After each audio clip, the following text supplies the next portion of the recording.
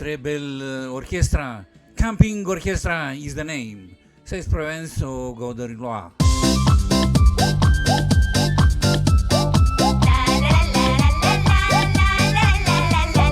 Il paraît que le bourguignon fait de la fin des vendanges en se vidant les roustons avec sa femme dans la grange. Que la tradition landaise veut que les bergers en échassent, foutent à poil, butinent et baisent toutes les nanas qui passent. Il y a dans toutes les provinces de notre joli pays chaque nuit des lits qui grincent à force d'y faire des cochonneries. Chacun plante sa rondière à la mode de chez lui. Trou avant ou trou arrière, question de géographie. J'ai connu une Normande, une salope gourmande qui pouvait sucer 3 hommes tout en mangeant une pomme. On dit que les Parisiennes prises dans les embouteillages se masturbent comme des chiennes, même en passant au péage. Il y a dans toutes les provinces de notre joli pays chaque nuit des lits qui grincent à force d'y faire des cochonneries. Chacun grâce à sa méthode mouille du clito, du zizi, coup de couille ou coup de gode, question de folklore aussi. On raconte que les Bretons honorent leur bécassine en leur titillant loignon de la langue et de la latine. Que se branler dans les nichons, c'est un truc de berrichon. Et se faire pomper le gland, le plaisir des Catalans.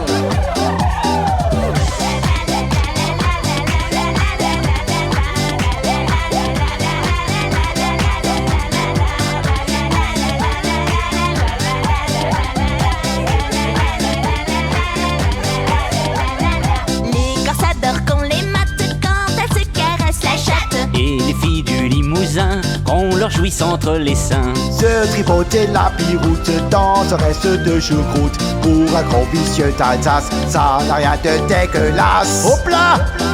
Il y a dans toutes les provinces de notre joli pays chaque nuit des lits qui grincent à force d'y faire des cochonneries. Chacun plante sa rondière à la mode de chez lui. Trou avant ou trou arrière, question de géographie. Les Basquaises encore plus elles se font péter la rondelle par des ch'tis mis en vacances, montent de braquemars immenses. Les Auvergnats sont des types qui se taillent eux-mêmes des pipes. Quant au dodo des Antilles, elles ont que bonnet de vanille. Oh ouais mon vieux là.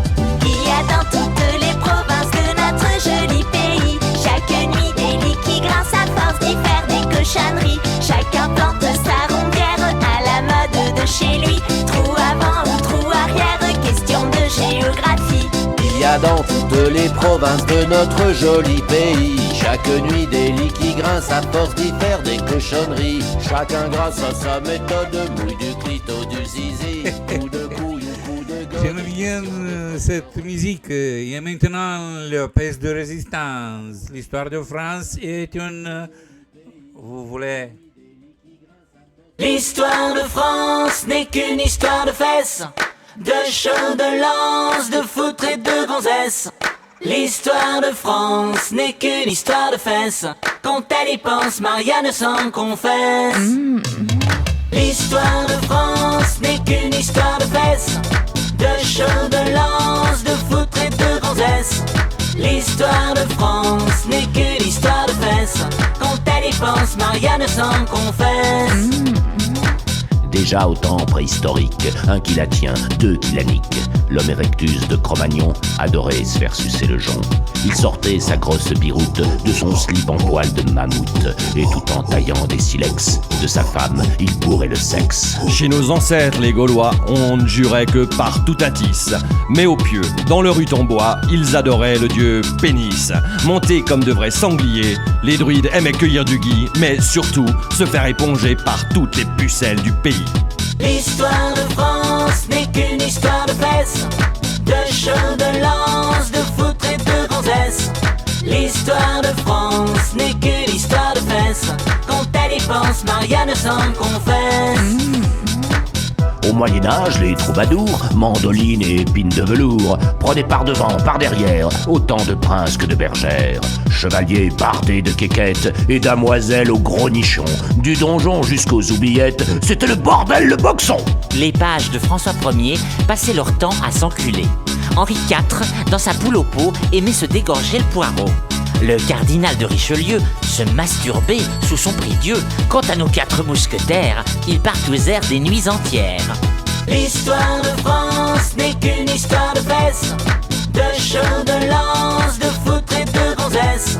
L'histoire de France n'est qu'une histoire de fesses.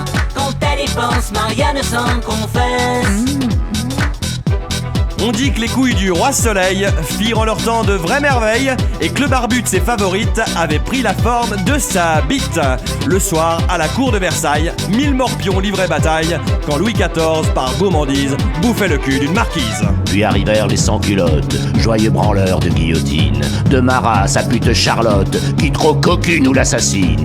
Se tenant par les roubignoles, les gens dansaient la carmagnole. Et pour mieux prendre la Bastille, on fit foutre à poil toutes les filles. L'histoire de France n'est qu'une histoire de fesses, de cheveux de lance, de foot et de gonzesse. L'histoire de France n'est qu'une histoire de fesses. Quand elle y pense, Marianne s'en confesse.